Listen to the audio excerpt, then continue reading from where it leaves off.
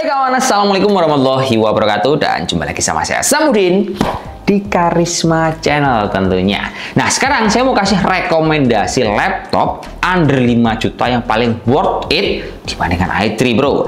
Karena laptop yang kita bahas dia memiliki value VRAM-nya bisa 2 GB.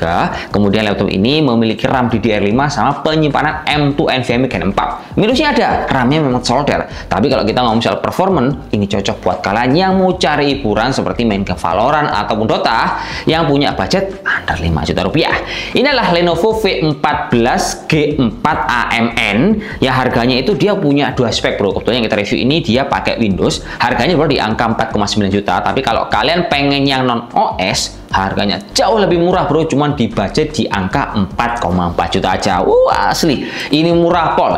Dan selain laptop ini keren secara spesifikasi, dia juga memiliki layar yang sudah Full HD. Meskipun memang dia layarnya masih pakai TN, tapi kalau dia udah Full HD dengan kecerahan di angka 250 nit, ini masih lumayan bro, masih enak untuk kita pakai di luar dan di dalam ruangan.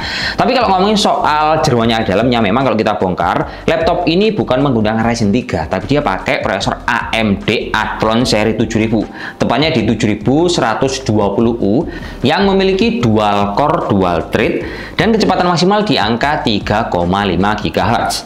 Lalu bro, VGA dari prosesor ini dia itu memiliki Radeon Graphics 610M yang VGA-nya bisa kita setting lewat settingan BIOS dengan keterangan UMA frame buffer size yang kita bisa setting mulai 512 hingga 2 GB.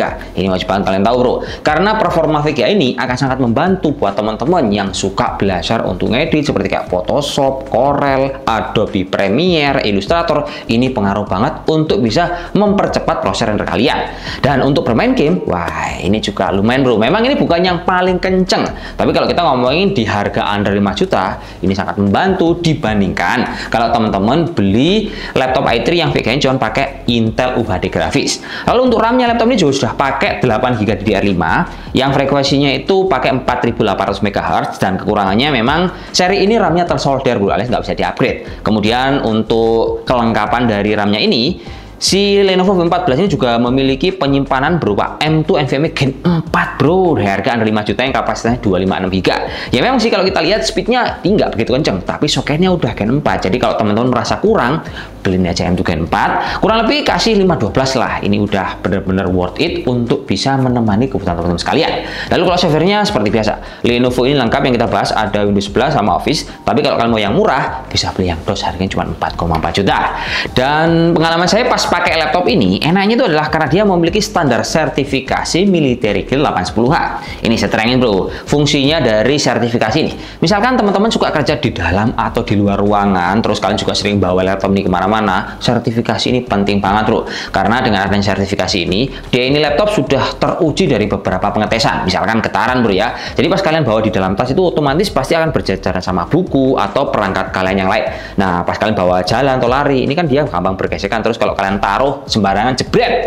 Nah, laptop ini dia gampang goncangannya itu sudah teruji oleh standar sertifikasi ini. Kemudian misalkan kalian memakai laptop ini di luar ruangan, dia banyak kena debu terus kena sinar matahari, laptop ini akan overheat kalau tidak punya standar seperti ini. Karena saya sering bro kerja mungkin entah di cafe atau di rumah, pas lagi kita mikir gitu, kita kena sinar matahari, wah panasnya laptop kalau kena sinar matahari itu bener-bener kerasa banget. Lah kalau punya standar sertifikasi ini jauh lebih aman dan menjanjikan untuk dipakai setiap hari. Terus misalkan suhunya dingin, entah itu lembab atau kalian kerjanya di kutub utara sana, dia juga sudah tersertifikasi bro dengan cukup aman, dan harganya ini worth it banget untuk kalian bungkus dan dimanfaatkan entah sekolah ataupun kuliah. Jadi harganya memang affordable sekali. Tapi kalau kita ngomong soal performa, ya usah nggak lama-lama, kita tes saja laptop ini mampu apa enggak untuk menunggangi kebutuhan teman-teman sekalian, ya entah belajar ngedit ataupun untuk cari hiburan seperti bermain game kawan.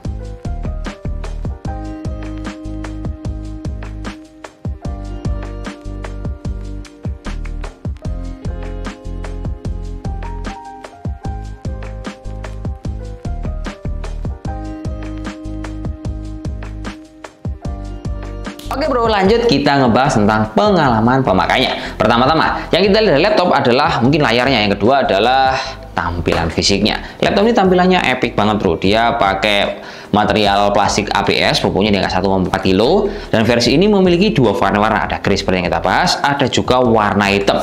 Cuman buat teman-teman yang lihat warna hitamnya itu sedikit lebih jelek, kalian salah bro, karena warna hitam itu yang punya motif kulit jeruk, menurut pendapat saya dia lebih jangka panjang karena nggak gampang terlihat tergores dibandingkan yang model kayak gini bro. Lalu kalau ini laptop kita pakai juga, dia punya feel pengetikan yang sangat comfort, nyaman, tombol power terpisah di bagian atas. Memang sih ini belum ada backlight keyboardnya seperti punya HP yang harganya mirip-mirip kayak gini, tapi laptop ini juga memiliki value yang lain berupa kamera yang punya privacy shutter dan gambarnya udah cukup lumayan jernih. Kemudian laptop ini kalau kita lihat dari segi I/O port dan konektivitas ini udah oke banget. Colokan lengkap, ada RJ45, ada port HDMI, ada tipe C sama USB yang semuanya itu ada di bagian sisi kiri dan kanan, plus ada konektivitas berupa Wi-Fi 6 plus Bluetooth 5.1. Ini pasti menjanjikan banget untuk mengcover kebutuhan teman-teman untuk connect online. Lalu misalkan kita ngomongin tentang daya tahan baterainya gimana Pak? Ini lumayan bro, memang kapasitasnya nggak gede-gede amat, dia dikasih kapasitas baterai di angka 38 Wh, dan pas kita panjar laptop ini mampu bertahan di angka 4,5 hingga 5 jam, itu tergantung settingan konfigurasi di baterai yang kalian pakai. Kemudian yang terakhir, kesimpulannya laptop ini menurut saya sangat menjanjikan di harga 4 jutaan karena value-nya VRAM-nya gede bro dibandingkan kalian beli i3, entah itu i3 Gen 12 ataupun yang terbaru sekalipun, ya menurut saya ini murah banget lah, punya VRAM gede plus RAM-nya udah pakai DDR5 sama penyimpanan Gen 4 tadi. Ya udah, mungkin cukup sekian, terima kasih informasi yang kita sampaikan. Terlepas dari minus dari layar plus laptop ini RAM-nya tersolder, value-nya masih lebih banyak bro dibandingkan minusnya tadi. See you next time video. Wassalamualaikum warahmatullahi wabarakatuh dan salam jos. Semoga bermanfaat kawan. Yeah.